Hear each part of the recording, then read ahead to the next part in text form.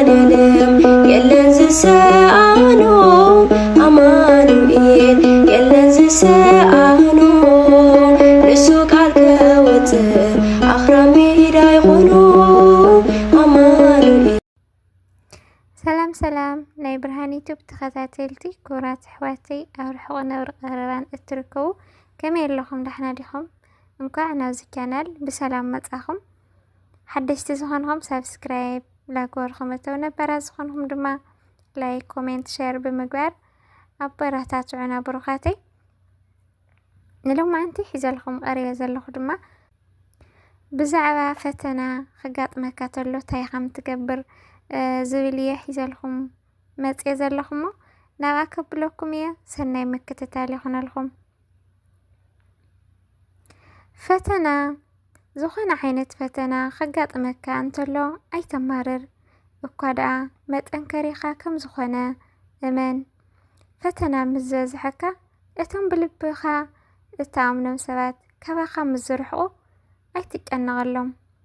እሙን ሕያዋይ ጓሳ ወትሪ ዝሕልወካ ክርስቶስ ኣምላኽ ኣለካ። ብሙሉእ ልብኻ ኣብ ኣምላክካ ተኣመን።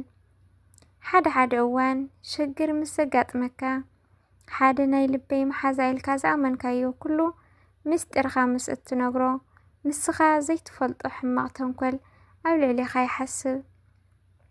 ሓወይ ሓፍተይ እመንኒ፣ እግዚኣብሔር ምስ ንጹሃን ልቢ እዩ ዝሓድር። ንኸምዚኦም ዓይነት ሰባት ኣይትገደስሎም፣ ግን ኣፍቅርዎምን ጸልዩሎምን። ንስኻ ንስኺ ብቻ ንሓቂ ተጓዓዝ፣ ጽቡቕ ድማ ሕሰብ። ልብኻ ጽሩይ ይኹን፣ ምስ ኩሉ ድማ ብፍቕሪ ተኣሰር። እወ ሰብ ክፈትወካ ከሎ ከም መዓር እዩ ዘፍቅረካ፣ ክጸለካ ከሎ ድማ ከም ማስቲካ እዩ ዝሓይክካ። ግን ኩሉ ኣይኮነን፣ ክንደይ ከዓ ኣለዉ ለባማትን ንጹሃት ልብን ምንም ተንኮል ዘይፈልጡ፣ ግን ናብ ካሊእ ደረጃ ከይወስደኩም ናብ ቦታና ከምልሰኩም። ፈተና ኣብ ዝኾነ ግዜ ምስ ክርስቶስ እምበር ኣብ ሰብ ገዛእ ርእስኻ ዘይምጽጋዕ። ፈተና ከጋጥመካ ከሎ ናይ ግድን ህይወት ኩሉ ግዜ ኸርተት እያ። ስለዚ ብኸመይ መንገዲ ከም ዝፍታሕ ደኣ ሕሰበሉ። ኣቦታትና እውን እኮ ክሳዶም ተሰይፎም ደሞም ከም ማይ ፈሲሱ ኣዕጽምቶም ከም ሕሩጭ ተዳቂቑ እዩ እሞ ብፈተና ሓሊፎም። ስለዚ ኣሰሮም ሰዓብ። ሓንቲ ቃል ከዘኻኽረካ ጥበበኛ ሲራኽ ዝበሎ ቃል ገዛእ ርእስኻ ንፈተና ኣዳሉ ይብለና። ከምቱ ስጋን ነፍስን እንዳተጓዓዛ ዝኸዳ ዲያብሎስ ድማ ኩሉ ግዜ ንዓና ብፈተና ከውድቕ ኣይድቅስን። ዲያብሎስ ዝኾነ ዓይነት ፀገም ምስ ዝመፁና ካብ ክርስቶስ፣ ካብ ሰብ፣ ካብ መሓዙትና ወዘተ ብፈተና ክንፈላለይ ይገብረና። ከምቲ ጎይታ ንሃዋርያት ዝበሎም ኣብ ፈተና ከይተኣትውስ ንቑሑ ከም ዝበሎም ንሕና ድማ ኣብ እምነትና ጽኑዓት ኮይንና ንነብር፣ ንፈተና ድማ ብትዕግስቲ ንሓልፎ። ኣብ ህይወትና ኩሉ ግዜ ፈተና ኣለና። ኣብ ግዜ ፈተና ካብ ክርስቶስ ምርሓቕ ዘይኮነስ ምስ ክርስቶስ ምንባር እዩ። ክርስቲያን ኩሉ ግዜ ፈተና እዩ። ከመይሲ ዘይፍተን ሰብ ካብ ክርስቶስ ኣይኮነን። ኣምላኽ ንዘፍቅሮ እዩ ዝፈትኖ። ፈተና ምስ ዝመፀና ብተመስገን ንቕበሎ። ምኽንያቱ እግዚኣብሔር ሓደ ነገር ክምህረና ስለ ዝደለየ እዩ። ስለዚ ኣይንማረር።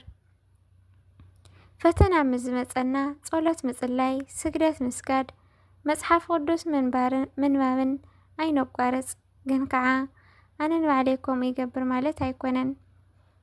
ፈተናታት ብብዙሕ ዓይነት መንገድታት ክመፁና ይኽእሉ እሞ ግን ከዓ ኣቐዲምና ድልዋት ኮይና ብጸሎት ብትዕግስቲ ወዘተ ከም እንስዕሮ ሙሉእ እምነት ይሃልወና።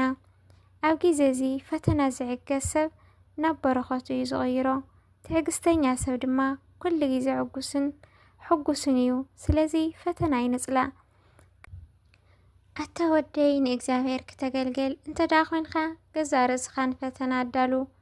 ቁኑዕን ዘይንቕንቕን ኮን። ብግዜ ፀገም ከዓ ኣይትተሃወኽ። ኣብ እግዚኣብሔር ተጸጋዕ፣ ካብኡ ከቶ ኣይትፈለ። ኣብ መወዳእታ ዕድሜኻ ድማ ክባርኸካ እዩ። ዝኾነ ነገር እንተመፀካ ተቐበሎ ወርዴት እውን እንተበጽሐካ ዕጉስ ኹን። ወርቂ ብሓዊ ዝፍተን ጻድቃን ድማ ብእቶን ውርደት እዮም ዝፍተኑ። ብእግዚአብሔር ዝተኣመነ ንሱ ድማ ክሕግዘካ እዩ። ንቑኑዕ መንገዲ ሰጉም ተስፋኻ ኣብኡ ግበር። መጽሓፈ ሲራክ ምዕራፍ 2 ፍቕዲ 1-6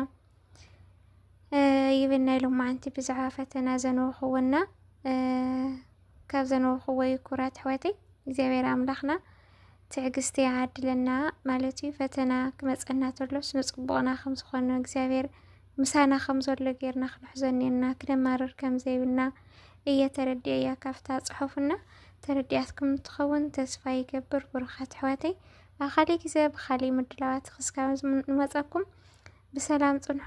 ቻው ቻው። የለን ዝሰአኖ አማኑኤል የለን ዝሰአኖ